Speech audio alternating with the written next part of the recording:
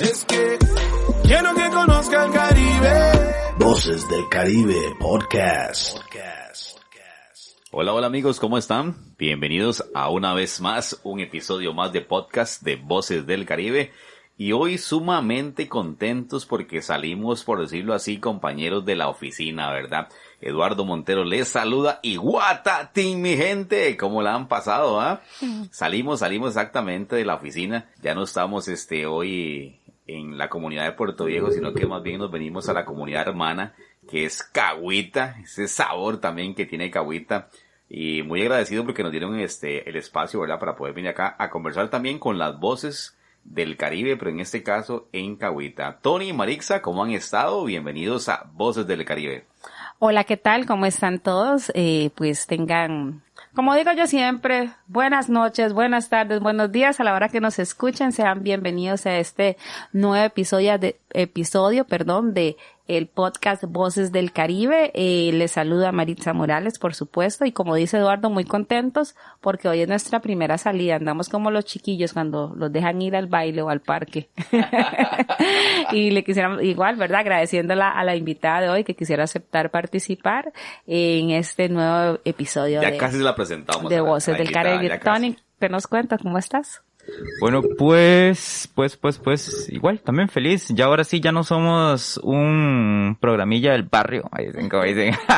Tenemos, invitados de afuera.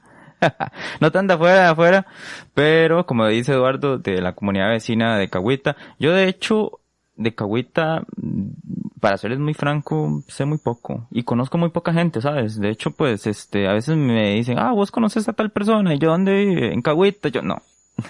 Definitivamente no, porque sí, es como, siempre ha sido como un poco, ¿verdad? Esa lejanía, a pesar de que estamos muy cerca, pero siempre ha existido como tal vez, ¿verdad? No sé, más que todo como por el colegio, porque mucha de la gente de Cahuita venía al colegio de acá de Cahuita, entonces eran muy pocos los que iban al de Bribri. Bueno, en mi caso es diferente. Bueno, es que ya estamos hablando de otras épocas, ¿verdad? No vamos a meter siempre exagerando, solo porque tienen unos añitos de menos. Bueno, pero súper bien, feliz y agradecido por, como dice Eduardo, un día más. Exactamente, un día más. Y por supuesto recordarles que nos sigan en nuestras redes sociales, ¿verdad?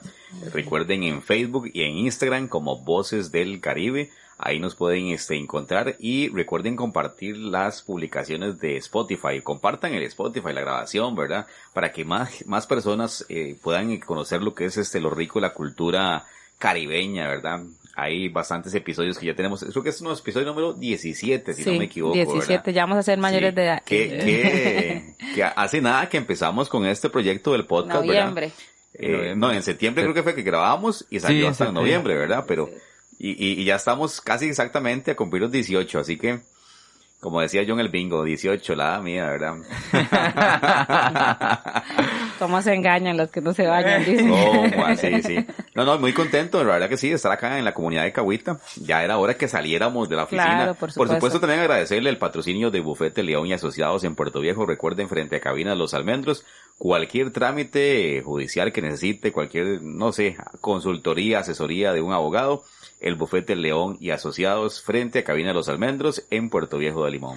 Claro que sí, y también, vamos a estar publicando un afiche en nuestra página de Facebook y en la de Instagram. Eso es muy importante porque decirlo. este proyecto, pues la idea principal es este rescate pues cultural, porque lo escuchamos desde las voces de las comunidades que nos están contando esas historias y para que nos puedan colaborar para que este proyecto siga creciendo y avanzando un poquito más. Ahí van a estar las cuentas en donde pueden colaborarnos. Sí, porque hay que decirlo, Voces del Caribe nació como un proyecto en realidad, no sé cómo decirlo, como casero, por decirlo así, ¿verdad? Comunitario también, unos amigos, los amigos de Heredia, David y Carolina, que por cierto, un saludo de cumpleaños a Carolina, que ayer cumplió años ella, entonces el saludo cordial para ella de acá, de Voces del Caribe. A la madrina Carol. Exactamente, a la madrina Carito.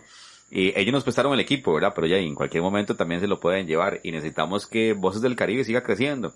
Ojalá poder contar con nuestro equipo y poder inclusive hacer transmisiones en vivo y todo, ¿verdad? Claro, por supuesto. Así que cualquier ayuda, cualquier colaboración que puedan brindarnos, ahí vamos a colocar un afiche en nuestras redes sociales para que nos echen una manita y que este proyecto en realidad que es tan lindo para lo que es el Caribe y más allá, sea una realidad completa. Ahora sí, sin más preámbulos. Tenemos la invitada. Muy contento, la verdad, sí. yo que estar aquí en Cahuita y con esta gran calidad de invitada. Exacto, hoy nos acompaña la señora Laura Wilson Robinson. Doña Laura, pues es oriunda, ¿verdad?, de acá de Cahuita, nuestra primera invitada de la comunidad vecina. Doña Laura, buenas noches. Muchas gracias por permitirnos a su hogar para poder transmitir este episodio de Voces del Caribe. Bienvenida a Voces del Caribe. Muchas gracias y me alegra saber que tenemos este medio informativo de que están haciendo desde acá del Caribe, ¿verdad? Para mí es un honor estar acá y poder compartir mi historia. Claro que sí. Bueno, doña Laura, cuéntele a la gente de Voces del Caribe, perdón, estaba un poquillo media resfriada, pero aquí voy. Gajes del oficio. Es parte de, tranquila. Cuéntenos quién es Laura Wilson para que las personas que nos escuchen la vayan conociendo un poquito más. Bueno, mi nombre, como dices, Laura Wilson Robinson. Soy afro-costarricense, de madre costarricense, padre nicaragüense, de Bluefields. Y mis abuelos, mis bisabuelos eran de Jamaica. Parte de mi infancia lo pasé en Limón, pues vine acá en 1970. Para mí, hablar de mi historia significa mucho.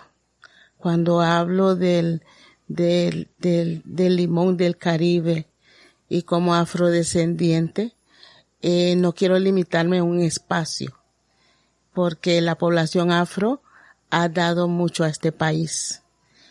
Y el entorno donde estamos hoy, aquí en Cahuita, es una comunidad que marca la historia. Mucha gente no sabe que en sí Talamanca marca la historia de este país. Es la única región, es el único sector del país que no fue conquistado por los españoles. Y eso no lo vemos en los libros de estudios sociales, pero queremos que eso también, que al alzar nuestras voces, que las personas conozcan nuestra historia.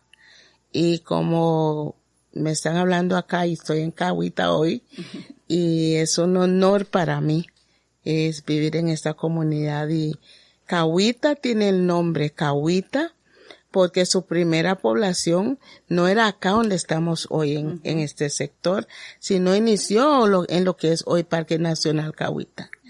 Y Cahuita, Cahuí, es por la especie de árboles de cahuí, de sangría en español, que estaban allí, abundaban más.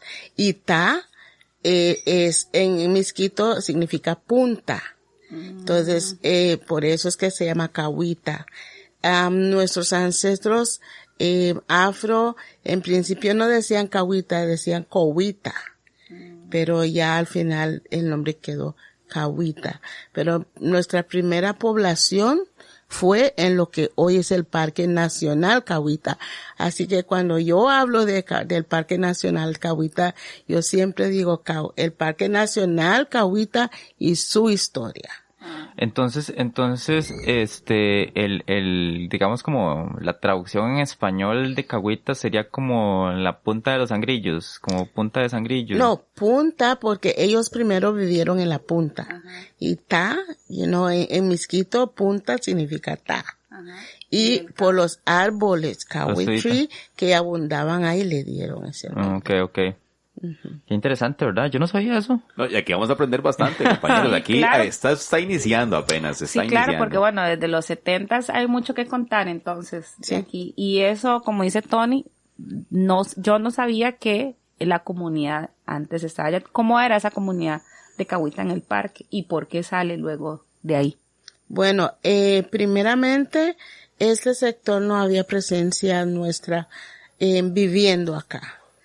Nuestra historia sí nos dice que transitaban en los botes en este sector mucho, incluso algunos personeros africanos, puesto que en Costa Rica vivieron africanos, no afrodescendientes, pero no se habla tampoco de que eso. Que venían, ¿verdad?, en los barcos. Sí, y en San José, en Cartago, ¿verdad? En Puebla de Pardos. Puebla.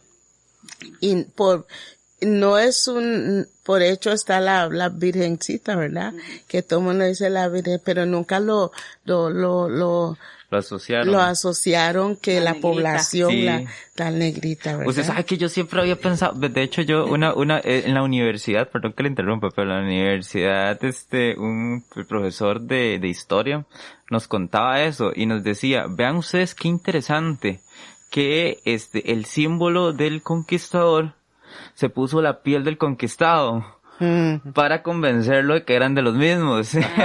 Entonces siempre recuerdo ya eso porque él decía que la negrita se encontró cerca de la comunidad de la Puebla de Pardos. Entonces fue una forma también de que también cerca del barrio mío Cartaquito Campo. Ahí, bueno, esas veces ahí por la casa de Eduardo. En el patio. Pero sí, que ahorita que dice eso, recordé esa frase que nos decía ese profesor. Sí. Entonces, la población de Cahuita inició los primeros que llegaron acá porque eran pescadores, los primeros pobladores.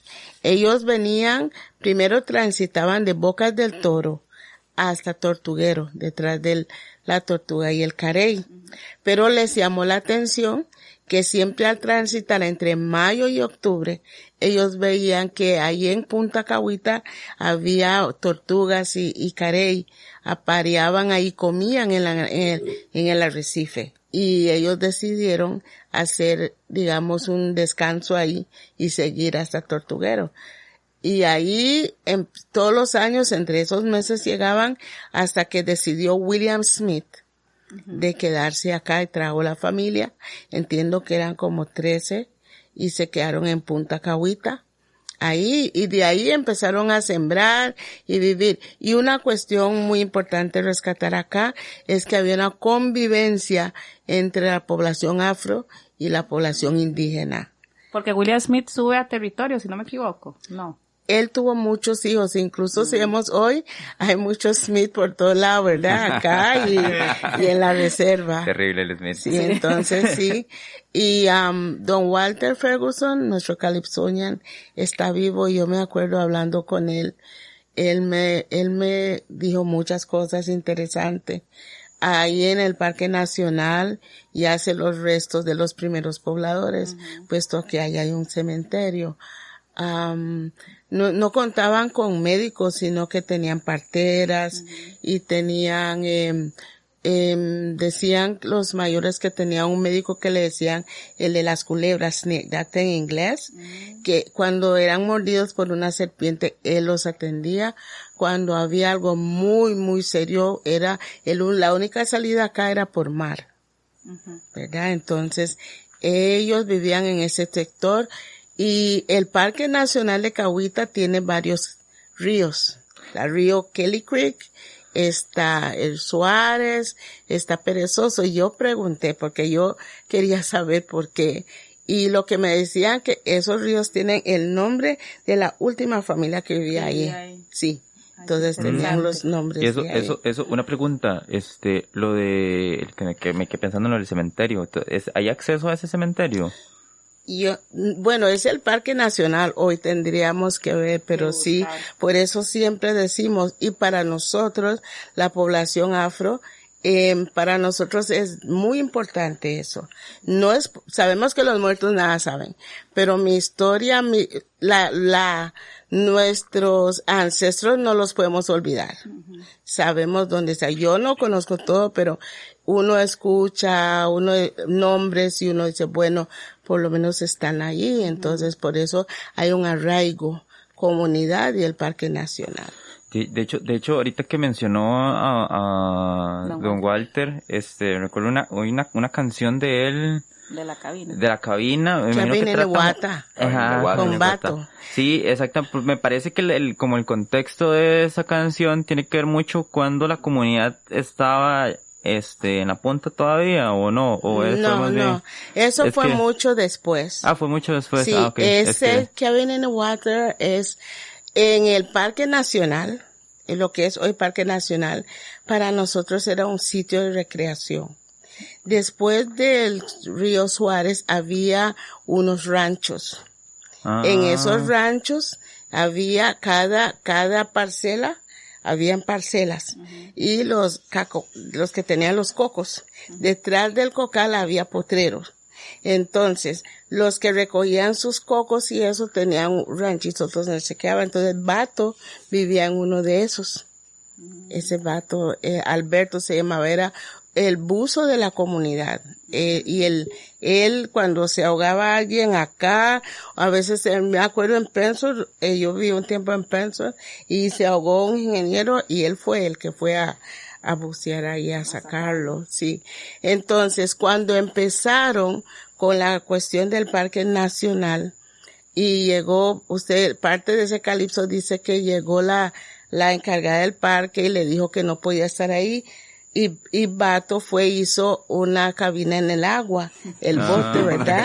Entonces ahí Forma de protesta. sí, entonces lo que dice Mr. Gavita en esa calipso es que él sabía que era un buzo, no sabía que el bandido era un carpintero también, ¿verdad? Pero eso era como, soy de aquí, no me voy a ir, entonces si no puedo estar en la playa en un rancho, voy a estar aún en un bote en el agua. Sí, porque el proceso del parque, no se hizo con un proceso de consulta. No, Nada más vinieron y les dijeron, sí. ¿cómo fue? Sí, primero declararon el cuidado del arrecife coralino. Lo mismo que atrajo a la población es que el gobierno descubrió después, ¿verdad? Entonces, la primera población nunca vivieron para cobrar. Ellos murieron. Sus ancestros fueron los que cobraron y no era un dinero de acorde al tiempo en que estaban, era lo mismo. Entonces, Perdón, ¿qué es lo que cobraban? el dinero, digamos, el costo de la tierra. Ah, ok, porque el parque les compró, sí, como la comunidad estaba ahí, entonces el gobierno les compró las tierras y los pasó para esta parte. Pero los primeros dueños que compraron, que vendieron, nunca vieron la plata. Ah, ok, hasta Sino sus hijos o nietos. fueron los que cobraron. Sí, porque ellos no vivieron para...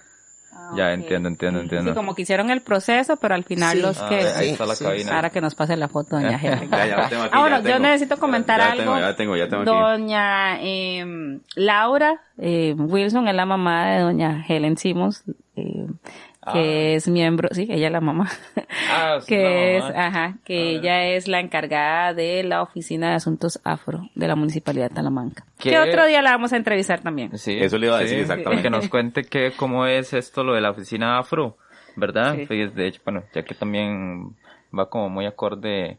Es que ¿quién nos puede contar más sobre los asuntos afro, o al menos lo que se tiene proyectado en Talamanca sobre los asuntos afro, que pues Sí. la misma oficina. Y de vamos a asuntos entender afro. por qué ella llega un poquito ahí, porque tiene una madre que va sobre esa línea, ¿verdad? Bueno, que de hecho se nos brincó un poquito porque primero nos iba a contar su historia. Sí, exactamente. Ok, Ya recuerdo. pero hay Cahuita es parte de su historia. Bueno, lo personal, soy casada.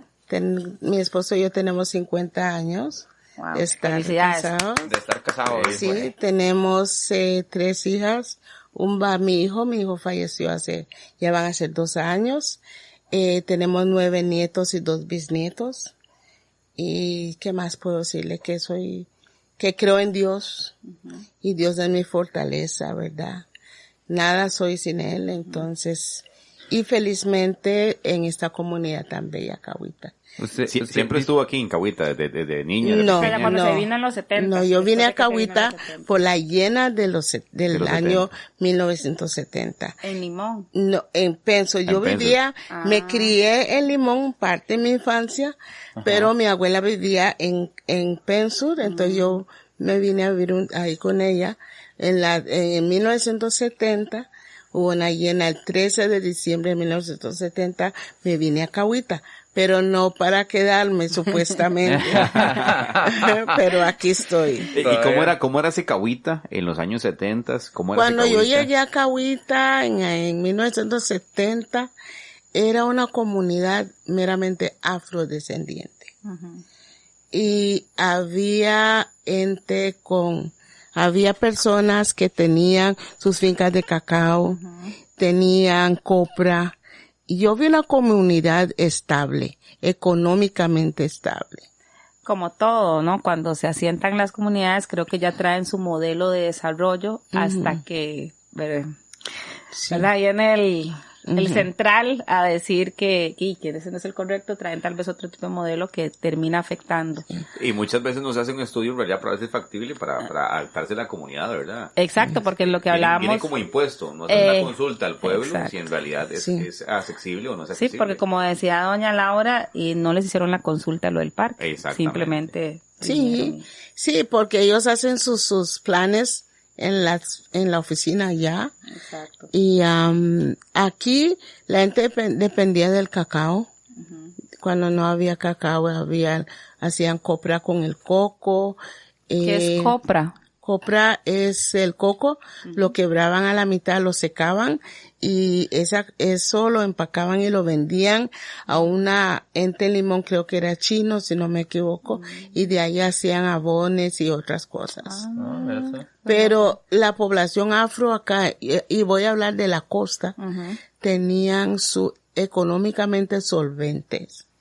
Tenían sus fincas, tenían sus propios hogares. Para mí había una comunidad muy solidario, muy unido. Tenían sus propios también organizaciones. No, el gobierno, todavía no había asociación de desarrollo comunal, ni nada de eso. Entonces era una comunidad. Siempre habían líderes igual de la comunidad. Había ¿verdad? líderes, las iglesias jugaron un rol fundamental. Las adventistas y las bautistas. Adventistas, bautistas, había católicas aquí también. Pero donde quiera, y yo me acuerdo en Limón también, y en Matina, esos sectores, las iglesias bautistas, me acuerdo adventistas, siempre tuvieron escuela de inglés. Entonces, mi primera escuela fue inglés. El idioma materno era inglés. Es inglés. Pero el inglés, pero en la escuela. Los dos. Pero en la escuela o solamente en la escuela era en la escuela de la iglesia. Es que las iglesias eran en la escuela de la iglesia. Por eso es que la iglesia jugó un papel muy importante también por la educación, ¿verdad? Exacto. Sí. Pero esas escuelas de inglés entonces eran de las iglesias. Ajá. Pero tenían maestros que eran maestros educadores de verdad, pero ellos enseñaban, y el inglés que a nosotros nos enseñaron en esta provincia no era en inglés americano, sino era el inglés británico. Esto era porque en el puerto, Tony, digamos, Limón siempre ha sido el puerto principal, o sea, siempre lo fue. Sí, number one, y había mucha influencia. No, había uno en Matina. Ajá, también estaba el puerto de Matina y había mucha influencia inglesa. Sí, porque entonces, eran los jamaiquinos. Entonces, claro, mucha de la gente igual se iba y se preparaba y venían y venían a enseñar. Okay, pero y también la gente que vino a Limón a trabajar venían de Jamaica. Y Jamaica estaba bajo el mando de inglesa. Todavía.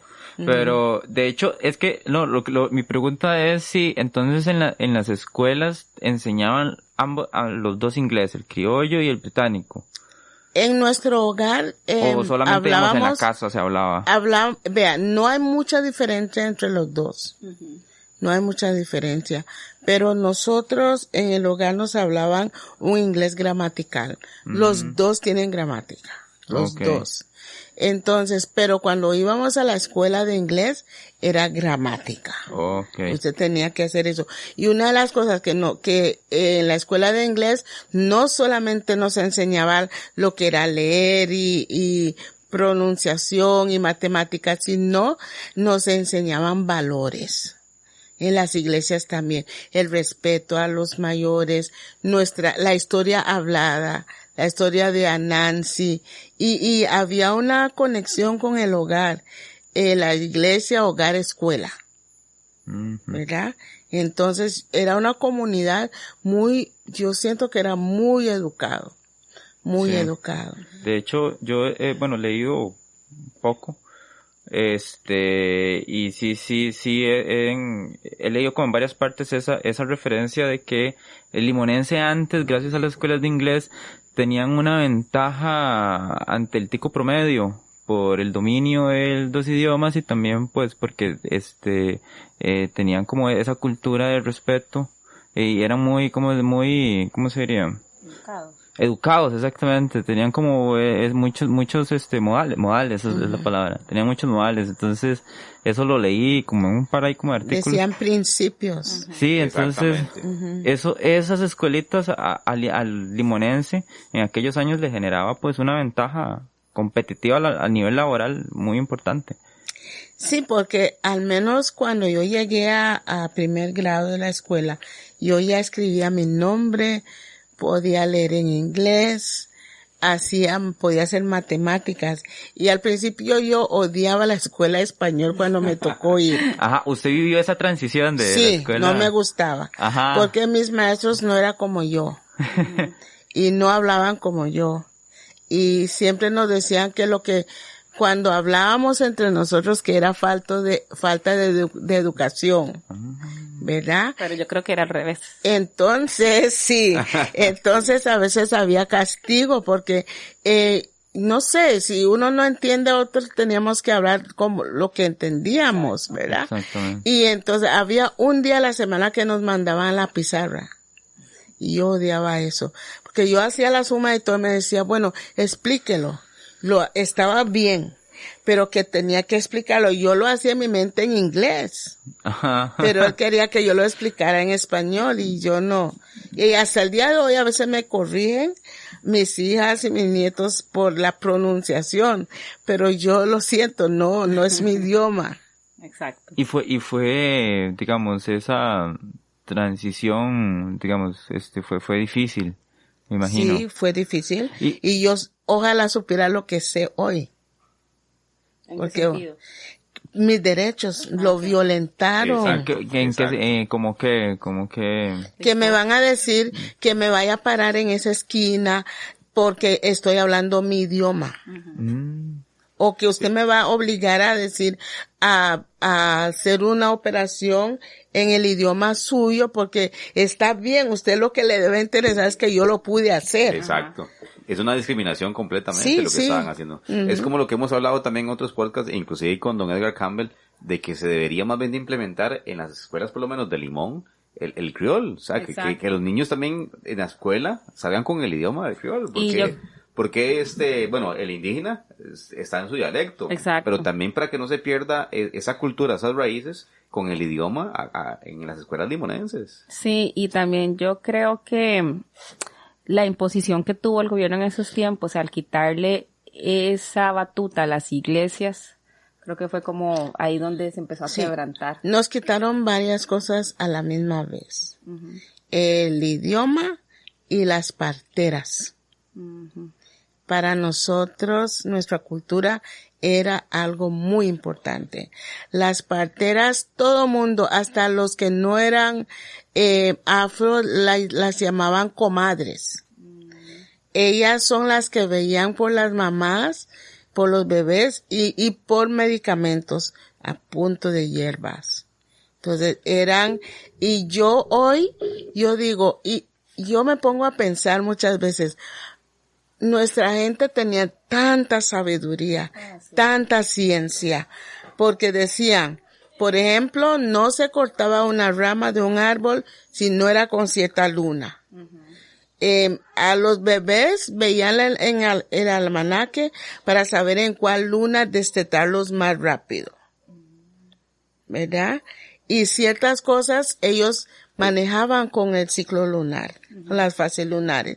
Y ya en una escuela ya de historia, me acuerdo que el profesor nos decía que eso es una cuestión no solamente acá, sino era una cuestión de la población africana, porque las pirámides que se construyeron en África y esos sectores, el que cortaba la madera y todo para construirlo, basaban en el ciclo lunar, y él siempre decía, a las mujeres hay que chinearlas, porque el ciclo lunar de la menstruación era por la luna. Muy sabio. Y y es cierto.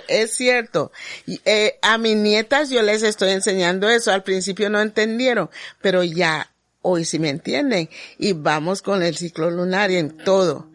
Entonces, esas cosas sí tratamos de seguirlo enseñando a nuestros nietos, porque es importante para ir a pescar. O sea, hay ciertas cosas que están lunas también. Están lunas y eso. Y hoy vemos que los científicos lo dicen. Sí. Y yo digo, ¿cómo ellos supieron eso? Eso es en un episodio, ¿con quién era que estábamos hablando de eso? Que hablábamos sobre, bueno, con varios episodios, creo, bueno, fue con doña María Suárez, que hablamos sobre el conocimiento ancestral que tienen estos pueblos y que se está perdiendo porque no se documenta. Exacto. Y porque también se reemplaza también por otro tipo de conocimiento, ¿verdad? Por el conocimiento de la academia. Y entonces ahí es donde, pero eso no significa que, digamos, que usted, como usted dice, el científico valida lo que usted ya sabía. Y eso no significa que su conocimiento no valga, más bien tiene un valor todavía mucho más arraigado, porque es algo ancestral, es algo que se generó en la comunidad por la observación, por la transmisión de esos conocimientos de generación en generación, y que hoy en día pues eso se está perdiendo mucho. Sí. Y quizá la gente diga que se está perdiendo porque no se escribe. Y una de las cosas es, hay una brecha entre generaciones. Y la aculturación nos ha afectado. Porque, yo me acuerdo mi abuelita y mi mamá hablaban en gypsy. Y yo no entendía al principio. Cuando ellas querían decir algo que nosotros hablaban. ¿Qué es gypsy? Yo no sé, mi mamá me está enseñando. Es un dialecto que ellas hablaban entre ellos, que no es inglés tampoco. Entonces, ellos hablaban, pero uno después al escuchar, uno va captando. ¿Ve? Entonces, las cosas, mis hijas saben cosas que a mí me enseñaron. Y ellos mis nietas ya lo están aprendiendo, los varones también. Pero hay una cosa, siempre se nos ha dicho, eso es nuestro. Lo cual creo que puede ser un error. Pienso igual. No debemos decir es nuestro, sino empezar a escribir que nos conozcan como somos, porque hay muchas cosas bellas que la gente no conoce. La gente, por ejemplo, en la gastronomía solo conocen ni la mitad. Para contar. Sí, no saben. Y yo me acuerdo, por muchos años yo siempre tuve estudiantes de afuera de Europa y de los estados, y siempre me decían, ¿por qué esta comida no lo venden en los restaurantes?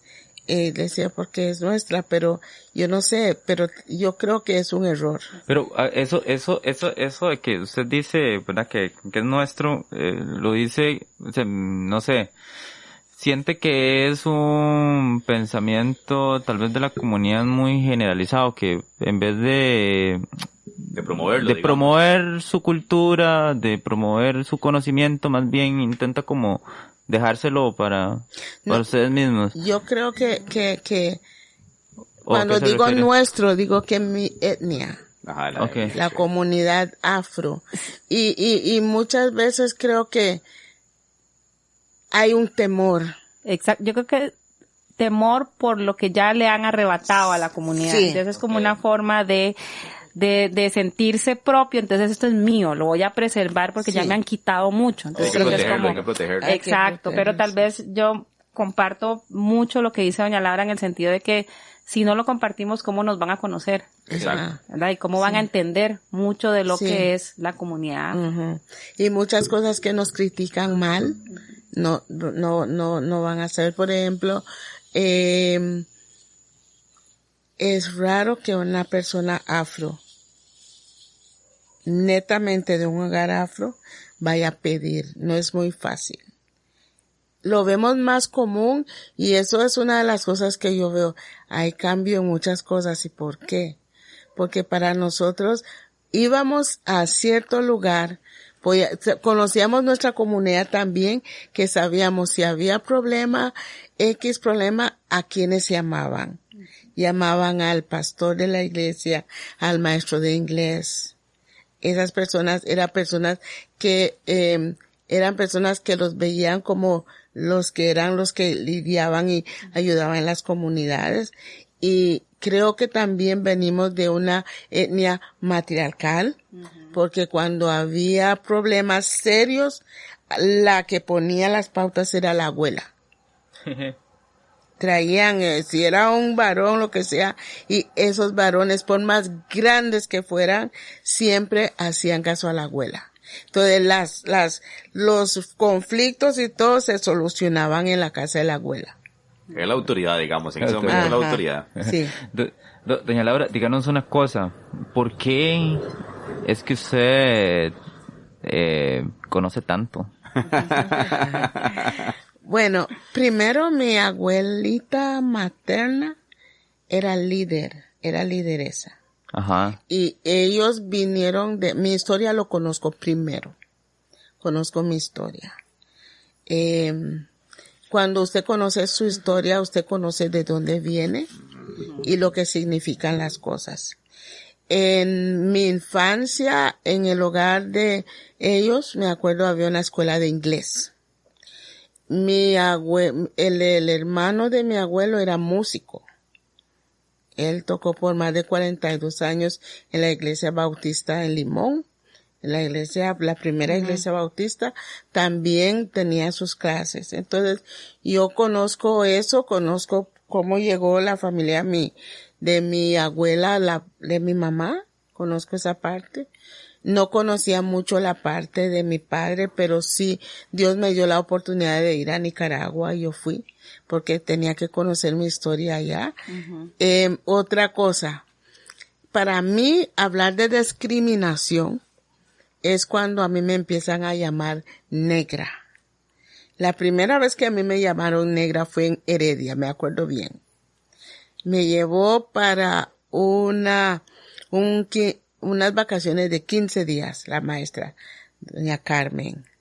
Y me acuerdo que cuando yo abría la puerta en la mañana, los de enfrente decían, negra, chumeca, panza, muñeca, tira la bola como una pistola. Oh, me acuerdo bien. Nunca he escuchado eso, ¿sí? Sí lo decía. Y yo decía, negra, ¿pero qué quiere decir eso?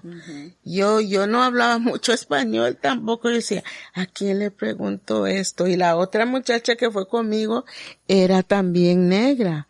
Yo digo, pero yo sé que yo era una niña y yo no sabía que era negra. Y yo digo, ¿qué diablos? Y yo dije, es a mí. Pero no entendía por qué. Y yo decía, pero ¿por qué nos dicen cuando salimos? Y la maestra no nos dijo. Yo no sé por qué no nos dijo en ese no les haga caso. Pero sí yo quedé picada que eso y no sabía qué significaba hasta después y sí me dio cólera. Claro. Sí, porque digo, pero ¿qué es lo que hay en eso? Entonces, mi abuelita empezó a decirme que la historia de que ellos vinieron a este país y que en Limón había mucha población afro y ya lo que pasó con los afro, los jamaiquinos y decían los pañas, ese paña y había una guerra así, entonces yo aprendí que eran paña, no sabía qué significaba tampoco. Entonces cuando alguien me decía negro, decía yo paña.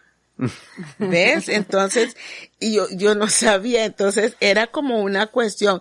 Y cuando ya yo estaba como en 5º, 4º grado y llegaba un maestro y estaba escribiendo, decíamos entre nosotros, Pañamal comieran de nuevo. Entonces, y él decía, ¿qué dijeron? No hablen en inglés. Ve. Fantástico. Sí, pero ya sabíamos que él era un paña, pero realmente no sabíamos ¿De dónde sale el término paña? Me he preguntado yo. Yo creo que porque seguro eran españoles. Entonces decían y eran diferentes, pero sí había y nuestra forma de comer, nuestra forma de vestir, otra cosa que marca aún la historia nuestra es que en nuestra cultura el arte y la música y el deporte van de la mano. Ellos decían, si un niño no tiene la capacidad o tiene problemas de aprendizaje, que no puede llegar a la universidad, debe aprender un oficio. Por eso hubieron muchos también sastres, ¿verdad? Ajá, en nuestra sí. cultura hay muchos hombres, sí, sastres, muchos zapateros que hacían zapateros y eso, porque tenían que tocar una música, un instrumento, tenían que tener un oficio, nadie podía estar de vago. ¿Qué ¿Ve? Y interesante. siempre había deporte. Aquí en la costa había deporte, béisbol, Sí. había carrera de cinta. Y no en vano han sido casi que los mejores deportistas han salido de la provincia. Sí, digamos. y siempre decían que el negro de Limón es vago, que le gusta la música y eso, pero la música no solamente juega un papel importante hoy, sino que la música jugó un papel importante en los campos, en la esclavitud. Los cantos, la música sacra, y todo eso, los fuegos. Lo que el esclavista decía que era fuego, para nosotros era comunicación, ¿verdad? Los cantos. Así que usted no va a ver ninguna mujer afro, ningún hombre sentarse y cantar y estar tieso. No, tienen mucho sabor, mucha energía. Y los bebés, desde chiquitito, uno le hace palmaditas y ya están brincando. Sí. Ellos son, entonces, traemos eso. ¿Y qué? Se nos ha criticado hasta eso. Pero eso para nosotros para mí fue parte de tener, salir, de seguir, de tener fuerza.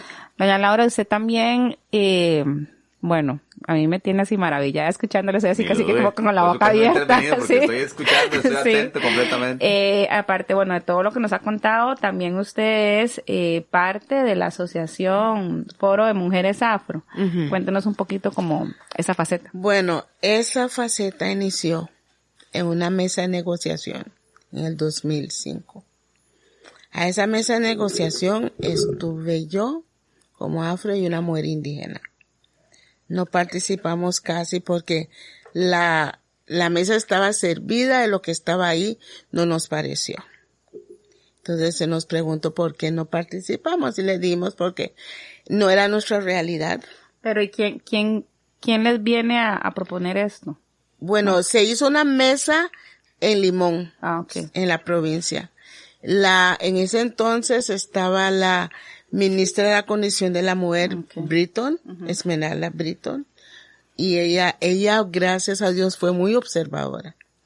Y vino a Talamanca, yo estaba recién como regidora municipal, y le hablamos sobre lo que vimos, entonces ella dijo, bueno, vamos a hacer 2 encuentros, uno para mujeres indígenas y otra para mujeres afrodescendientes. Y se hizo en Guapiles y fuimos como 67 mujeres afro. Y ahí empezamos a trabajar allá en el INAMU. Creo que conocían la situación real muy rápidamente de las mujeres indígenas.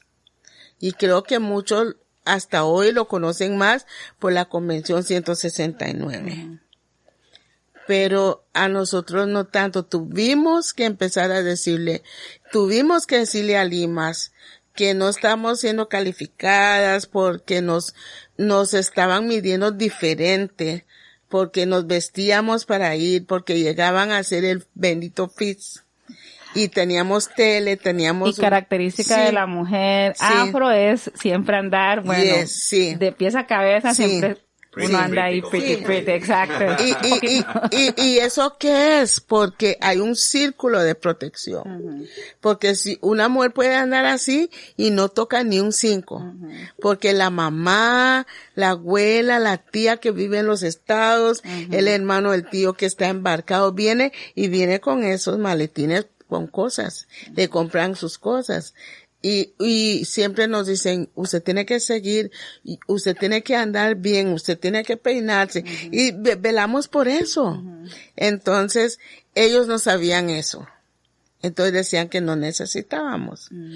Pero tuvimos por medio, nosotras nacimos para la defensa de los derechos humanos, derechos culturales, políticas y sociales de nuestras mujeres afro y niñas. Esa es nuestra margen de trabajo. ¿Y desde cuándo existe este foro? Bueno, nosotras empezamos partiendo de ese encuentro, seguimos reuniéndonos una vez a la semana y vimos que era muy necesario formar una organización. Okay. Porque no podíamos solamente unirnos ahí, hablar y irnos. Entonces seguimos ahí. Tenemos una agenda, por cierto, ya vamos a empezar a mejorarla y ver qué se puede cambiar porque el tiempo ha cambiado y ahora con COVID aún más.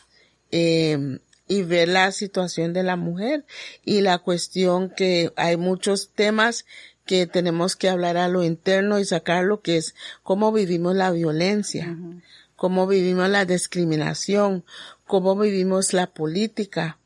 Estamos participando, cuántos porcentajes hay a nivel de municipalidad, a nivel de asamblea, todas esas cosas estamos viendo, ¿verdad? Usted me comentaba que son varios grupos, varias asociaciones. Bueno, en mi organización tenemos representantes en toda la provincia. Hay una compañera en Guapiles, hay una en Siquirres, hay una en Matina, hay varias en Limón y acá en Talamanca. Okay. Bueno, se puede ver que doña Laura ha estado pues involucrada en bastantes espacios de la lucha sobre los derechos de la mujer afro. Y doña Laura, bueno, ¿qué consejo que le quiere dar usted como a la juventud afro de ahora? ¿Usted qué ve esa diferencia que hay entre la comunidad afro de antes y en la juventud que hay ahorita, digamos? Yo más bien hablaría a los padres primero, porque creo que tenemos que volver a retomar nuestros hogares.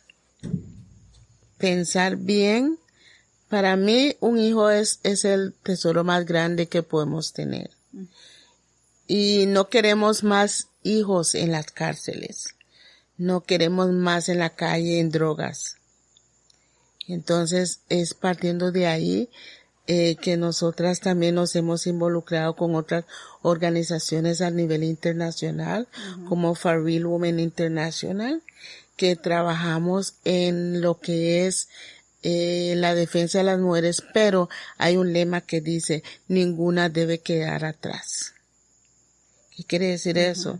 Si ella está en drogas, si está en una situación de prostitución, lo que sea, no criticarlas, sino es llegar a ella y ayudarla a caminar.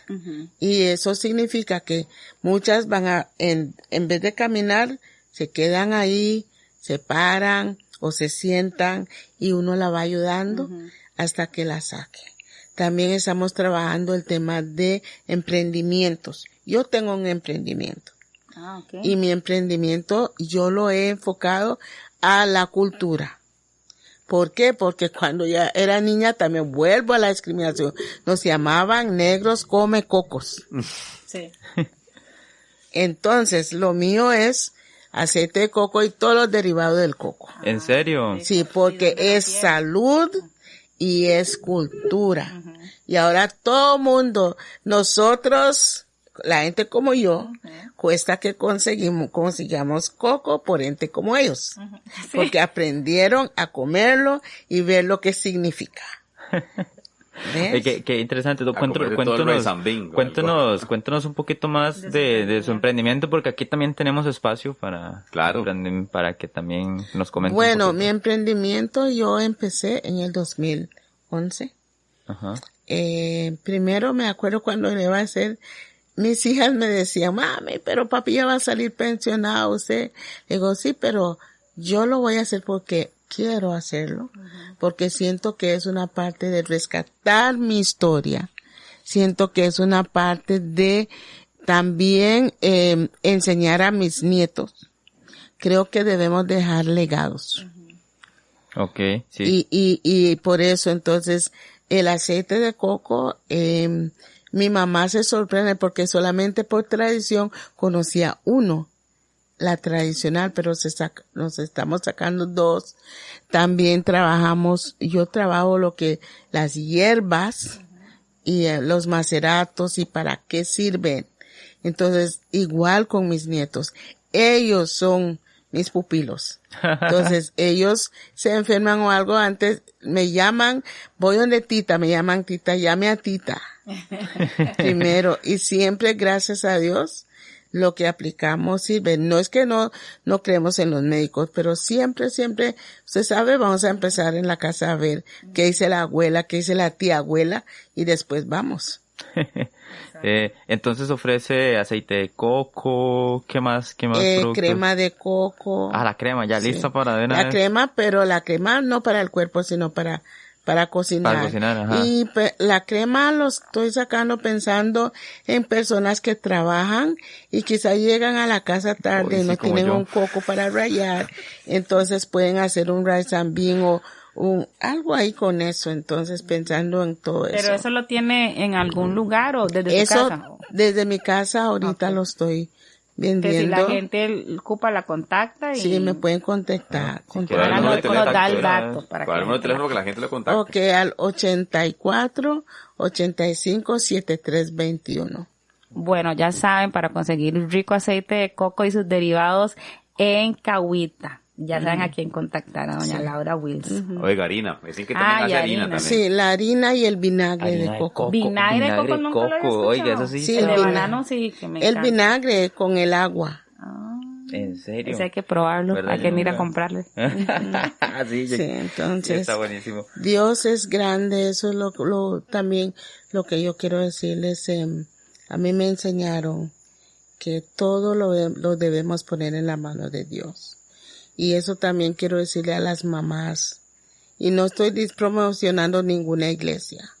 Estoy diciendo de un creador, de un ser supremo que nos ha traído hasta aquí. Cuando yo veo mi historia, yo cuando vi la ruta de los esclavos y el Mar de Plata, yo lloré. Y yo tuve que tener una madurez para no odiar a nadie. Y también mi educación en lo que es cultura y mi historia me enseñaron a ver al ser humano. Exacto. Primero que el color. Entonces, eso me ayudó que él, aunque no es mi color, es un ser humano. Y Dios creó seres humanos. Nosotros pusimos la división. Entonces, para mí, mi deseo es que los jóvenes, en vez de llamarse cosas y no saber la historia del otro, antes de decir algo, conozca la historia primero. Y empezar nuevamente a retomar los pedazos que están por ahí, la forma de comer, aunque sea un banano, pero a la mesa todos. Comer juntos.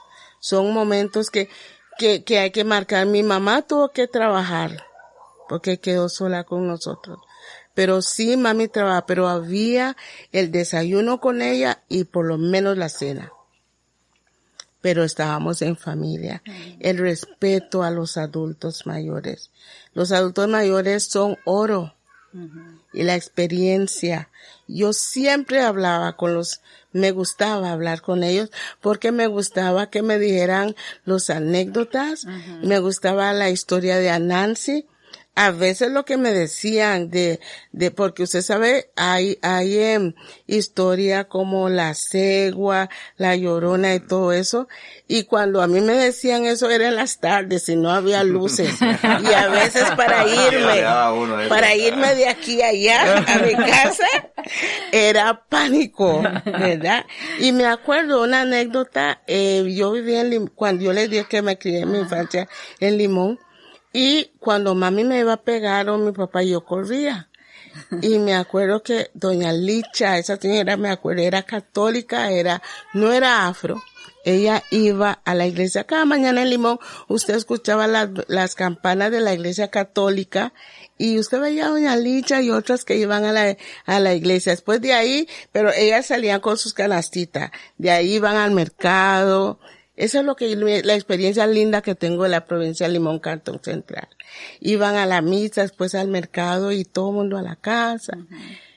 Y me acuerdo una vez que yo corrí, ella me llamó, me dijo, venga acá, Laurita. Le digo, sí, doña Licha. Y le digo, pero no me agarre. me dice, no la voy a agarrar, pero vea.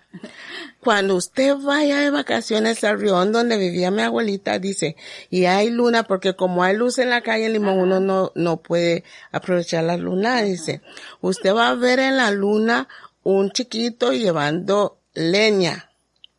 Le digo, un chiquito llevando leña, me dice, sí. Pero yo iba a la iglesia, me enseñaba la Biblia, pero nadie me dijo eso. Yo sé pero uno como niño cree lo que le dice.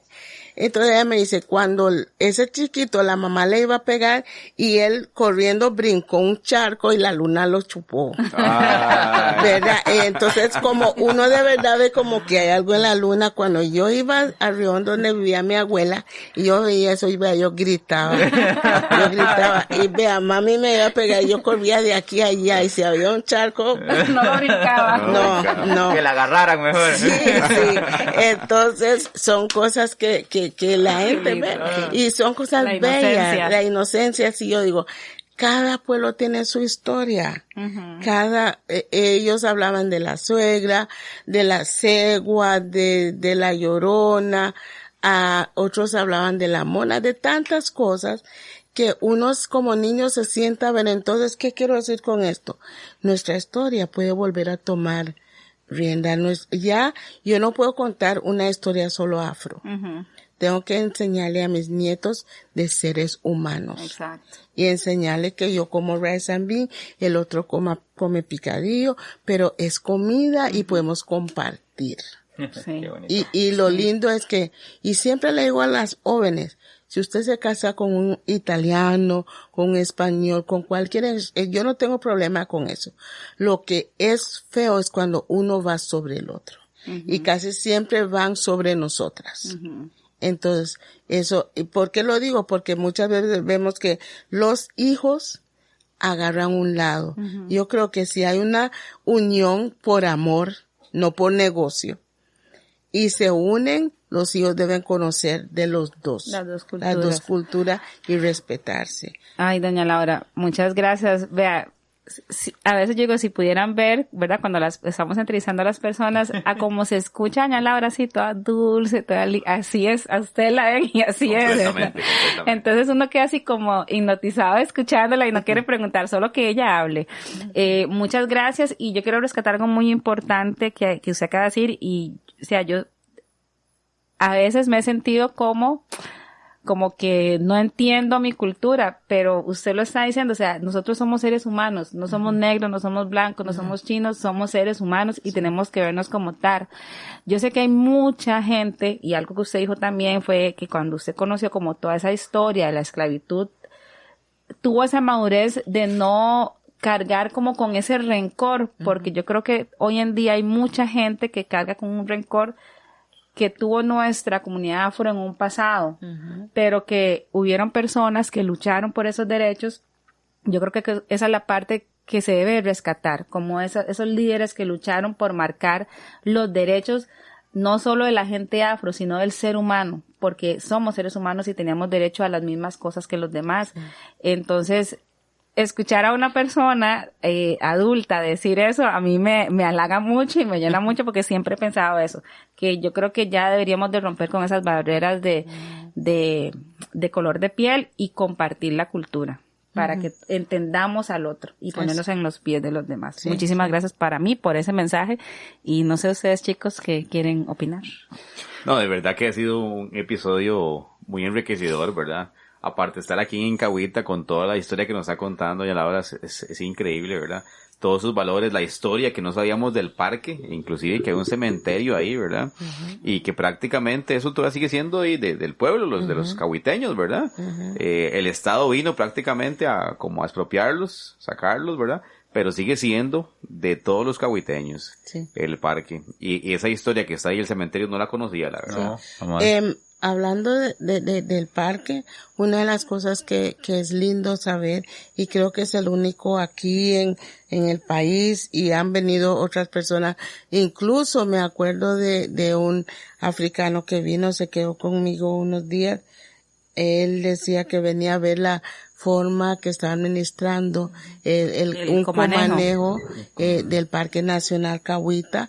Entonces creo que es una cuestión muy importante y que el gobierno al fin respetó eso y esperamos que se mantenga. Sí, es el único que hay a nivel país, porque estuve en el de la Fortuna, bueno, cuando fuimos, Tony. En el de así. Ajá, y ellos nos decían que trataron, ¿verdad? Digamos, de implementarlo, pero, digamos, el gobierno no quiso. La parte administrativa. Ajá, sí, porque aquí lo maneja la comunidad y la gente del SINAC. O sea, es un comanejo, se trabaja en conjunto. Y en los otros parques nacionales no. Ajá. Creo y que la el de plata se Manzanillo invierte. No, en Manzanillo creo que no está así, ¿no? Con la ADI también, sí, ¿verdad? Sí, con el de Manzanillo está así. ¿Cómo se llama ese? Regama, creo que es. Ajá, el Regama. Es parecido, sí. Pero ya después de aquí exactamente no hay. En igual. Costa Rica, solo en esta zona. Wow, sí. No, doña Laura, de verdad, muchas gracias. Yo le digo algo, usted es la razón por la cual nosotros iniciamos este podcast. Exactamente, porque... mejor no se puede haber dicho. Sí. No, sí, porque realmente es que eso es lo que estamos buscando nosotros. Vea, como le decía, hay mucha historia que se está perdiendo, muchos conocimientos que se están perdiendo porque no se están documentando de alguna forma. Y nosotros creemos que por medio del podcast estamos intentando de alguna forma dejar un registro, rescatar todas esas vivencias que usted tiene, porque son cosas que solamente hay muchas cosas que solamente usted las sabe, y lo que queremos es que eso quede en algún lado para que en algún momento, ya sea pues algún hijo, nieto de nosotros, incluso algún descendiente suyo, en algún momento de su día pueda encontrar esa historia y decir, wow, mira, de ahí es donde vengo yo, esa es mi historia. Entonces, eso es como, de verdad, muchas gracias por compartirnos eso, y yo espero que más adelante podamos volver a compartir otro episodio y que usted nos siga contando de porque yo sé que de fijo tiene mucho más que aportar a este podcast de la historia de Cahuita. Siempre nos pasa eso, ¿verdad? Y lo hemos dicho reiteradas veces que no nos alcanza el tiempo, ¿verdad? Casi que nos podemos ir aquí 2-3 horas conversando y todo, ¿verdad? Pero ya se volvería larguísimo el podcast. No, agradecerle increíblemente. No sé si algún mensaje final que quiera compartir con Radio Escuchas y todos. Bueno, que primero aplaudo lo que están haciendo. Muchas gracias. Es muy bueno, muy interesante. Y nuestras voces, tengo un amigo que descansó, él siempre decía voces que acallan el silencio. Y nosotros también tenemos que empezar a alzar nuestras voces. Y lo que me queda es decirles que sigan adelante y también que retomemos nuestras comunidades como seres humanos, no para pelear, sino retomarlo. Y los niños, los jóvenes, vea, a mí me da tanta cosa ver a veces en Facebook los pleitos y que alguien esté grabando. Eso es inhumano, ¿verdad? Eso duele mucho. Entonces, yo creo que eso no es nuestra cultura, no es nuestra comunidad. Entonces, queremos que eso, cambie. Exacto. Bueno, Eduardo. Excelente, amigos. Gracias por acompañarnos en este episodio de Voces del Caribe. Por supuesto, recordarles que nos sigan en nuestras redes sociales, Facebook e Instagram, ¿verdad? Como Voces del Caribe. Qué buen programa. Estoy impactado con este episodio de esta noche, ¿verdad? Así es, amigos, así es. Estamos listos entonces. Bueno, Marixa, cuéntelo. Y recordarles, por favor, que vamos a publicar el afiche donde pueden, pues, colaborarnos para que Voces del Caribe siga creciendo y para que, algo que dijo Tony ahorita, digamos, no solo es el registro, sino es la historia contada de las voces de las personas que vivieron y que la gente que no es del Caribe conozca realmente lo que es el Caribe, no lo que nos quisieron vender del Caribe. Exactamente. Entonces, por favor, y los que quieran colaborar, ahí va a estar la información. Tony. No, que nos ayuden, por favor. Ayuden. Estamos anuentes a cualquier colaboración. Gracias, amigos, por un episodio más de Voces del Caribe. Nos veremos pronto, esperemos vernos, ¿verdad? Ya pronto en señal en vivo. Nos escuchamos. ¡Guatati, mi gente! Es que quiero que conozca el Caribe. Voces del